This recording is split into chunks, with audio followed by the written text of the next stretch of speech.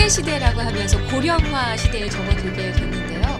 근데 이제 나이가 들어서 오래까지 사는 거는 좋지만은 건강하게 정말 이팔 청춘처럼 100세 시대까지 살면 얼마나 좋겠어요. 근데 그렇지는 않은 상황이잖아요. 그렇죠. 네. 그래서 그 상황에 대비가 필요한데, 그래서 요즘에 이 보험 상품들도 이 100세 시대에 맞게 많이 진화가 됐다고 들었습니다. 그렇죠. 아무래도 이제 고령화 시대가 되면 예전 같지 않게 이제 롱텀 케어에 대한 니드가 굉장히 많이 더 커질 것 같아요. 롱텀 케어라고 하는 것이 뭐죠? 연세가 드셔서 네. 이제 혼자 거동이 좀 불편하실 때 누군가 좀 도와드려야 되잖아요. 네, 근데 네. 이제 많은 분들이 의료보험하고 롱텀 케어를 혼돈하시는 부분이 있는데 네. 의료보험은 이제 말 그대로 치료에 대한 거죠. 네네. 그렇죠?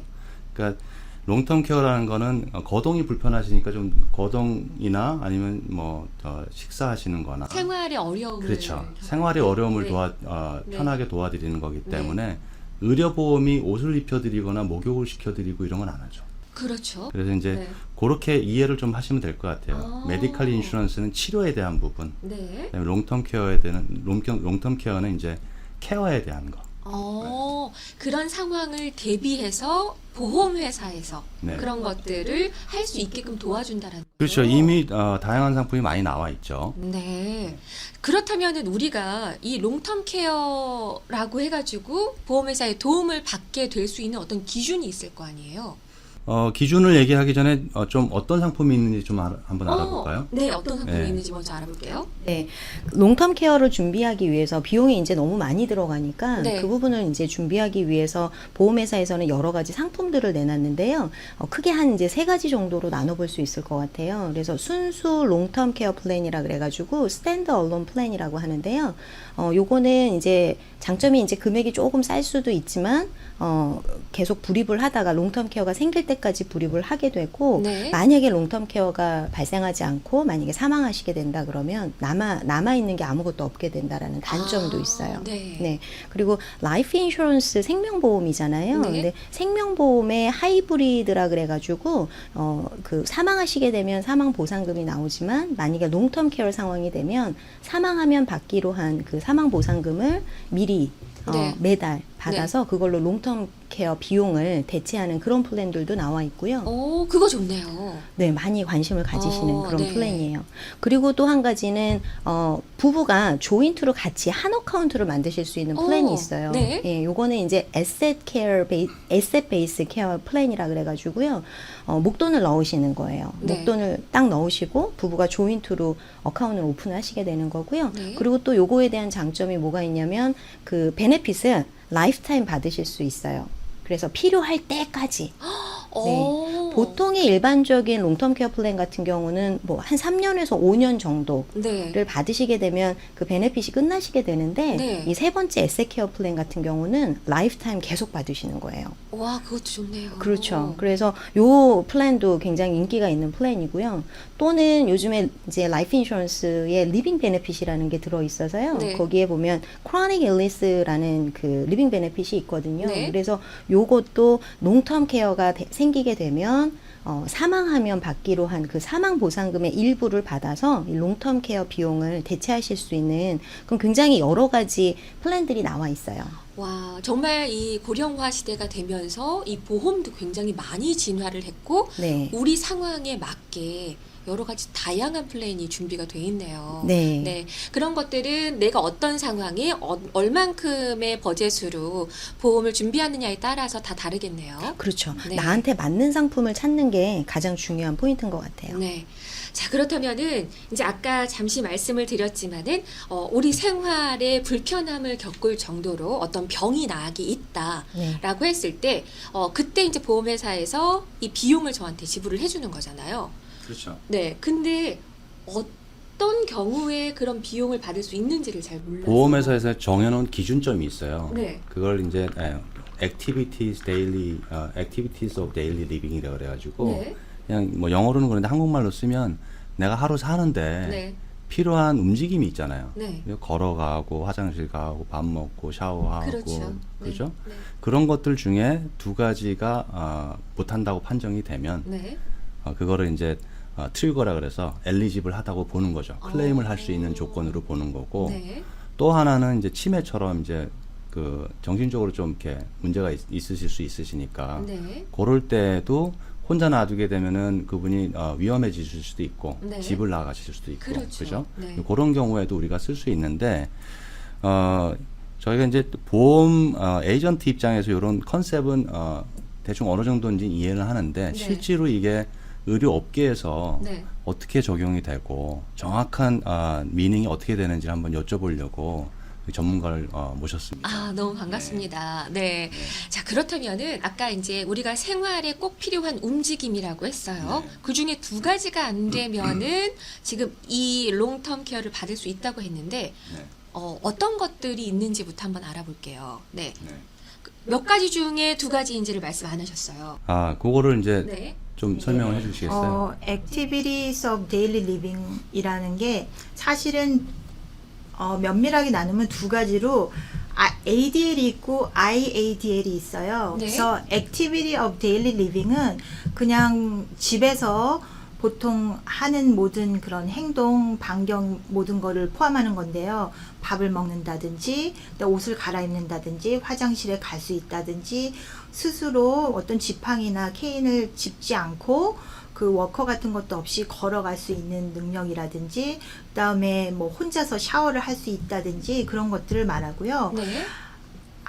IADL이라는 게 있는데요. 그걸 약간 헷갈리시는 분들이 있는데 그거는 Instrumental Activity Daily of Living이라는 거는 파이낸스를 자기가 스스로 할 수 있는지, 비를 내거나 돈 관리를 제대로 할 수 있는지, 그 다음에 전화를 자기가 걸고 받고 그런 거를 할 수 있는지, 뭐 그런 것들이 있어요.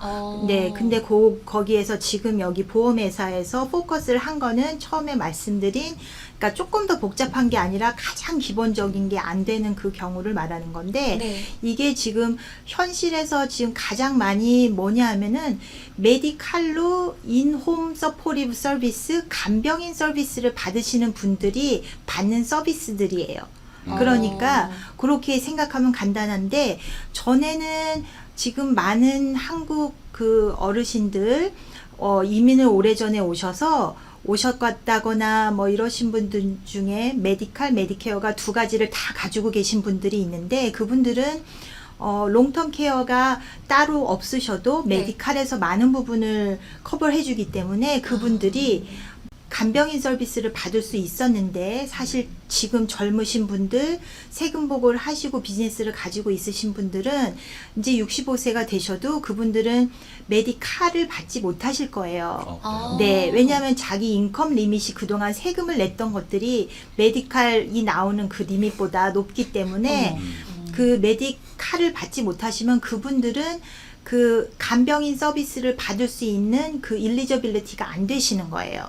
그러니까 지금 거의 대부분의 많은 지금 40대, 50대, 60대의 분들이 앞에 처한 상황이죠. 근데 그 부분을, 그래서 그분들이 메디칼이 있느냐 없느냐에 따라서 나중에 이 자기가 어떤 장애를 입거나 잘 걷지 못해서 무릎 수술을 했다거나 허리 수술을 했을 때 집안일을 도와주거나 하는 일들을 누군가가 도와주는 간병인들이, 사실은 그전에 메디칼에서 그 보내주는 간병인들이 그 일들을 많이 해왔어요. 그래서 그 시니어 아파트먼에 거기에 많은 간병인들이 있으면서 할아버지 할머니 그 청소도 하시고 뭐 샤워하는 거 샤워 체어에 앉아서 샤워하실 수 있도록 도와드리고 식사도 해드리고 이런 것들을 하는데, 의료와 관계없는 그런 이런 집안 일들을 간병인들이 해주셨는데, 그것들을 받을 수 있는 그 것들이 사실 저희들 우리와 같은 사람들은 65세가 넘으면 그거를 받을 수 있는 방법이 없기 때문에 저희는 당연히 메디칼에 일리저블 하지 않을 거예요. 그래서 그럼 저희와 같은 사람들은 롱텀 케어를 준비해야 되는 거죠. 그렇겠네요. 근데 그게 이제 자산 기준으로 바뀌게 되죠. 65세 이후가 되면. 네, 65세 이후에 이제 자기가 메디케어 그러니까 메디케어는 모든 사람이 다 받을 수 있고요. 그 다음에 메디칼을 받으시는 인컴 기준이 있는데 300 먼틀리 뭐 1,300 얼마 이게 매년 바뀌어요. 그래서 뭐 1,300불, 1,400불 정도 소셜 시큐리티 나오는 금액에 따라서 메디칼을 받을 수 있는지 없는지가 달라지는데 지금 뭐 미국에서 적어도 20-30년 사시면서 세금 보고를 하시고 소셜 인컴 때문에. 네네 그러신 분들은 나중에 이제 소셜 인컴이 그거보다는 넘어가시기 때문에 메디칼을 받으실 수 없고 롱텀 케어를 정부에서 받으실 수 있는 그 가능성이 거의 없어지시기 때문에 사실은 모두가 다 롱텀 케어를 준비해야 되는 거죠. 아무래도 가지고 있는 재산에 대한 기준도 있잖아요. 자기가 집을 하나 가지고 있는 네. 그 집을 갖고 있는 거는 괜찮아요. 네. 근데 이제 집을 가지고 있으면 그 메디칼을 만약에 받게 되면 그 집이 자기가 가지고 있는 집에 메디칼에서 린이 붙어요. 메디칼 리커버리 네. 프로그램 말씀하시는 거죠? 메디칼에서 네. 이제 인홈 서포티브 서비스를 받는다든지 린이 바로 붙어요. 그러면 그 사람이 그걸 가지고 있을 때 그럼 그 사람의 인컴 그 자산에 나중에 이제 거기서 바로 돈을 달라고는 안 하는데 이 사람이 나중에 돌아가실 때 그 돌아가신다든지 상속을 하거나 팔 때 메디칼에서 자기들이 그 베네핏을 줬던 부분들은 린이 붙어서 그거를 다 가져가죠. 아, 그럼 실제로 린을 살아 계실 때 린이 붙어요? 네. 저희가 이제 글로 배운 거는 뭐 어떻게 배웠냐면 네. 글로 배운 거죠. 네, 네, 이렇게 네. 현장에 계신 분이 아니라 네네네. 메디칼 리커버리 프로그램이라 그래서 네. 55세 이상이신 분이 메디칼의 베네핏을 받으시면 돌아가셨을 때 네. 상속되는 재산이 있죠. 네. 그거를 우선순위로 상속이 되기 전에 메디칼에서 리커버리 한다. 맞아요. 들어갔던 그게 코스를. 린이 붙는다는 거랑 네. 같은 근데 표현이에요. 이제 그거를 네. 지금 린이 법적으로. 붙는 거하고 네, 네. 그냥 나중에 어느 타이밍인가 돌아가셨을 때 그냥 가져가는 거하고 느낌이 완전히 틀리거든요. 네, 그렇죠. 네. 네. 그러네요. 네. 같은 개념인데 마치 별거 아닌 것 같지만 사실은 재산 자체에 압류가 붙는 거나 마찬가지예요. 와, 그러면 우리가 이제 고령화 시대에 접어들수록 이 롱텀 케어는 모든 사람에게 꼭 필요하다. 그럼요. 네, 네. 이런 생각이 드는데. 근데 그러니까, 네. 말씀하세요. 나도 이제 나이가 들면은 무슨 병이 걸리고 내가 어떻게 될지 모르는 상황이잖아요. 지금 건강하더라도. 네. 그렇죠. 근데 제가 궁금한 거는 요 2ADL을 두 개 하루의 생활을 움직이는 것 중에 우리가 판정 기준에 두 개가 불가능하면 필요하다라고 보는데 네. 이 컨티넌스에 대한 정확한 의료적인 컨셉하고 그 다음에 또 하나는 2ADL을 얘기를 할 때 이게 어느 정도 컨디션이 퀄리파이가 되는 건지 2ADL이 그렇게 아주 뭐 심하게 장애를 입은 정도가 아니라 사실은 뭐 무릎이 아프셔서 집안일 청소를 못 하시는 거면 벌써 ADL 중에서 하나가 하나의 장애가 되신 거고요. 네. 그다음에 이렇게 배변이 원활하지 못해서 자꾸 실수를 하신다거나 그러신 분들 다이퍼를 그러니까 기저귀를 차셔야 되고 이런 경우이신 분들 많이 있으시죠. 이런 분들 벌써 ADL에 한 가지의 문제가 생기신 거고요. 또 많은 분들이 그 연세 드신 분들이 어지러우시거나 기운이 없어서 샤워를 혼자 못 하시는 분들이 많아요. 네. 그래서 샤워 체어에 앉아서 하고 아니면 누가 도우미나 간병인들이 이렇게 샤워를 시켜주시는 경우 그런 경우에도 그 샤워 부분을 본인이 인디펜던트하게 하실 수 없는 거죠. 그리고 단 그 워커를 짚으시는 거 그거 자체도 ADL의 워커에서 트랜스퍼링 거기에 해당하는 그 부분을 자기가 혼자 스스로 도움이 없이 못 하시는 거기 때문에 그런 것들 중에 많으신 그 시니어 여러분들, 그러니까 연세가 있으신 분들이거나 아니면 수술을 받으셨거나 이러신 분들, 그리고 그런 거를 안 받으셨어도 연세가 드심으로 자연스럽게 자기가 그런 걸 하기가 힘들어지시는 분들이 많아서 2ADL의 이렇게 impairment, 그러니까 좀 그 힘든 부분이 생기면 불편한 부분이 생기는 분들은 굉장히 많죠. 아주 보통 70세 이상의 그 시니어 분들 중에서 아주 많은 분들이 그렇게 퀄리파이가 되시는데 실제적으로 많은 분들이 자기는 퀄리파이가 안 된다고 생각을 하세요. 네, 그렇게 그것도 생각하실 수 네. 있을 것 같은 게 이제 우리가 이제 이동할 때 나이가 들면은 좀만 걸으면은 좀 힘들어요. 네. 그래서 뭐 워커를 이용한다든지 지팡이를 짚으면 조금 편하니까. 그러니까 내가 너무 약간 힘들어서. 그렇죠. 그런 정도는 이 말씀하신 2ADL에 속하지 않을 것 같다. 속하죠. 네. 그러면은 지팡이를 짚거나 워커를 내가 좀 편하자고 해서 하는 거일 수도 있고요. 아니면은 의사가 꼭 하세요라고 얘기할 수도 있잖아요. 네, 근데 그거는 지팡이나 워커 자체가 그것도 메디컬 이퀴먼트예요. 네. 그래서 의료적으로 필요한 사람들에게 처방에 의해서 받으실 수 있는 거고, 그 다음에 그래요? 그분들이 걸어가시는 이 게이트라고 하거든요. 걸어가시는 그게 약간 이 fall risk, 그러니까 넘어지실 위험이 있으시거나 네. 밸런스에 프로블럼이 있으신 분들한테 의사하고 의사의 처방에 의해서 그거를 받으실 수, 메디케어에서 그런 걸 받으실 수 있는 것들이기 때문에 그거를 가지고 계신 분들은 다 트랜스퍼링의 어떤 임페어먼트가 있으신 분들이죠. 제가 이걸 왜 여쭤봤냐면 네. 상담을 하다 보면 예전에 그런 케이스들이 많았는데 이제 롱텀 케어는 아주 연세가 아주 많아서 네. 정말 연로해서 네, 네. 정말 저 옆에서 누가 정말 저걸 안 케어를 안 해드리면 네. 정말 아무것도 못할 정도의 컨디션일 때 내가 이걸 쓰는 거를 이건 뭐하러 가입해 이렇게 생각하시는 분들이 있거든요. 네, 저도 그렇게 생각해요. 그럼 지금 말씀하신 거하고 괴리가 굉장히 큰 거예요. 그렇죠. 크죠. 네. 그래서 얼마 전에 여기 모니카 씨께서 그 무릎 수술 하신 분의 그 예가 있었는데요. 네.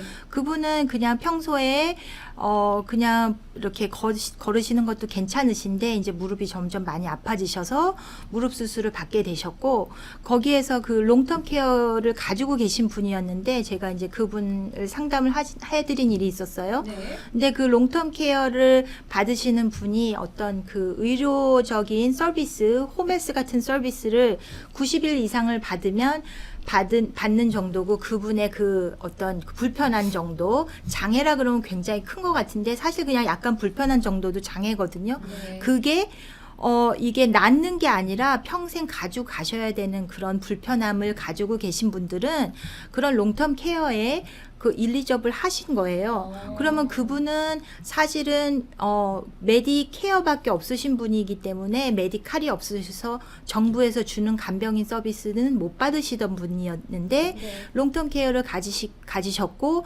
그분이 양쪽 무릎 수술을 다 하셔야 되고, 그러면 이 무릎 수술이 다 낫고 수술 부위가 다 낫고 재활에 걸리는 시간까지 다 포함하면 90일 정도가 넘는 기간 동안에 이분의 의료 서비스를 받으셔야 되는 건강 상태시거든요.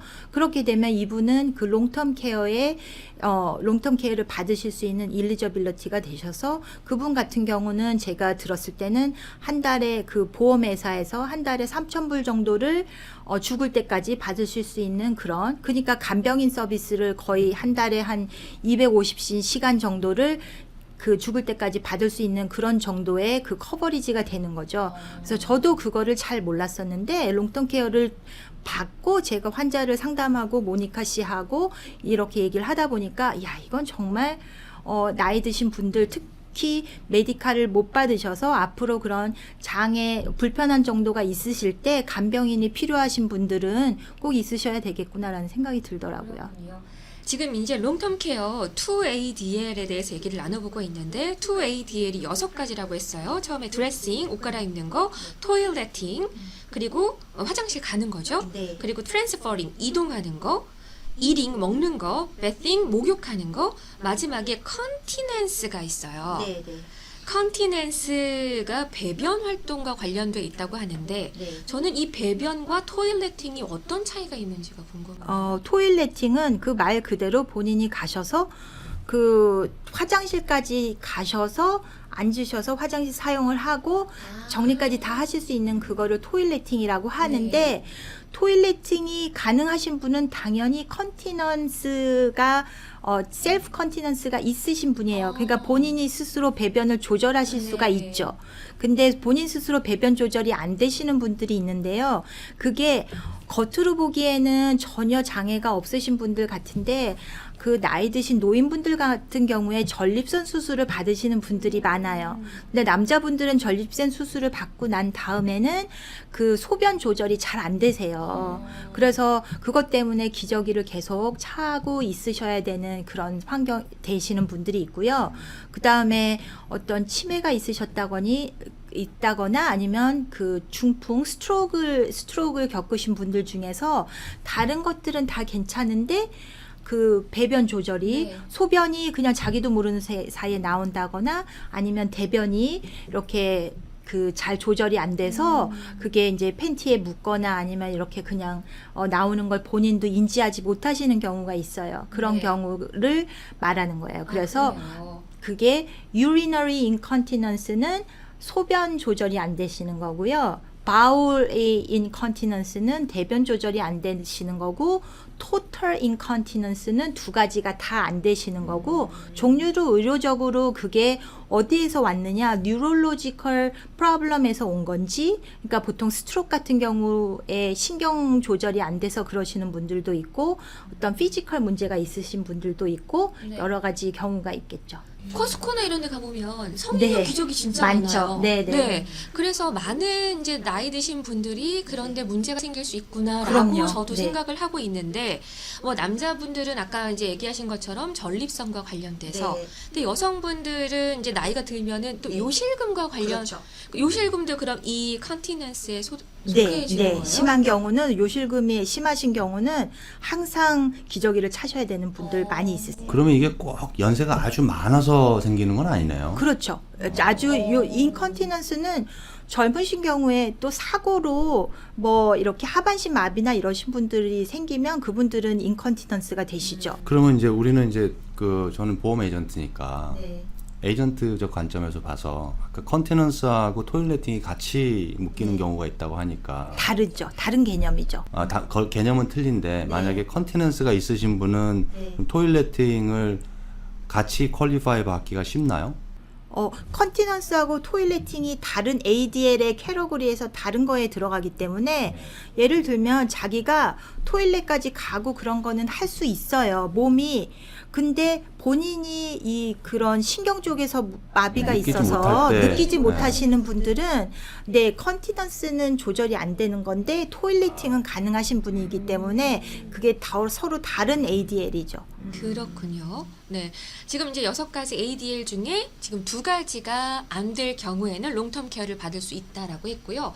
아까 하나 더 말씀하셨던 것 중에 하나가 우리가 이제 그러니까 치매라든지 어떤 이런 이제 인지적으로 문제가 그렇죠. 생겼을 때 또 받을 수 있다고도 했어요. 네. 그거는 그러면은 이 6가지 중에 2가지가 안 되는 거와 별개로 네. 인지적으로 문제가 생기는 거 요거 하나만으로도 롱텀 케어를 받을 수가 있는 건가요? 인지장애라고 그러죠. 네. 네, 보통 그게 severe cognitive impairment, 그러니까 그분의 인지 장애가 심하신 경우인데 치매로 그렇게 되신 경우가 있고요. 그 다음에 중풍, 그 스트로크가 오셔서 스트로크가 와서 그렇게 그냥 보기에는 그냥 몸만 조금 불편하신 것 같은데 이 메모리가 숄텀 메모리가 너무너무 안 좋아져서 그걸 기억을 제대로 그렇게 할 수 없으신 분들이 많아요. 그래서 이런 분들의 이제 문제가 그냥 쉽게 할 수 있었던 것들인데 자기가 약을 언제 먹어야 된다든지 아니면 자기가 지금 밥을 먹었는데 밥을 먹은 것 자체를 잃어버린다든지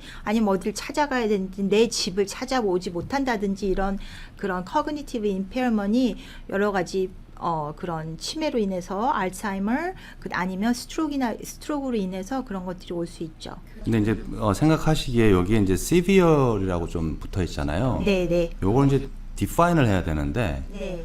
어느 정도로 생각을 하세요, 이게? 여기서 보통 얘기하는 거는. 이제 저희들이 의료적으로는 이런 것들을 하는데 그 커그니티브 그거를 하는 테스트 같은 게 있어요. 뭐 MMSE라든지 그런 커그니티브 테스트가 있는데 여러 가지 항목이 있어요. 항목을 그래서 그 사람한테 이제 여러 가지를 물어봐요.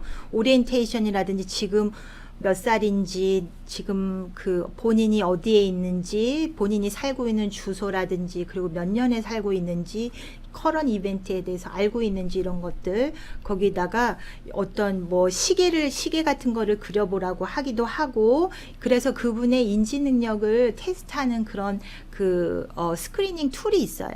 그런 거를 했을 때 제일 흔한 게 MMSE 같은 건데 그걸 했을 때 30점 만점에 25점 이하가 되는 경우에는 그분은 치매에 그 치매에 들어간다고 할 수 있죠. 아, 여기에 속하는 정도가 거가 심한 네, CVR. 네, 네. 뇌 사진 뭐 이런 거랑은 상관이 없나요? 뇌 사진 사실 치매 그 마일드나 모더레이트한 치매 있으신 분들은 뇌 사진 자체가 크게 다르지 않아요. 그래요? 네네. 근데 그 사람이랑 인터뷰를 해보고 메디컬 히스토리를 보고 그런 것들 그림도 그려보라고 그러고 그 사람한테 뭐 3가지를 단어를 주고 그 3가지 단어를 리핏해서 나한테 얘기해보라고 한다든지 이런 것들을 하면서 그분의 인지 능력을 보는 거죠. 그렇군요. 네. 우리가 이제 고령화 사회에 접어들면서 마지막 시기를 정말 잘 준비를 해야 되는데요. 이런 것들은 미리 우리가 준비가 필요합니다. 은퇴 플랜의 롱텀 케어와 관련된 비용이 많이 이제 소요가 됨에 따라서 은퇴 준비와 함께 롱텀 케어도 우리가 미리미리 준비를 해봐야겠습니다. 자, 오늘 블루앵커 대정보험에서 전문가들 함께 모시고서 얘기를 나눠봤습니다. 오늘 고맙습니다. 감사합니다.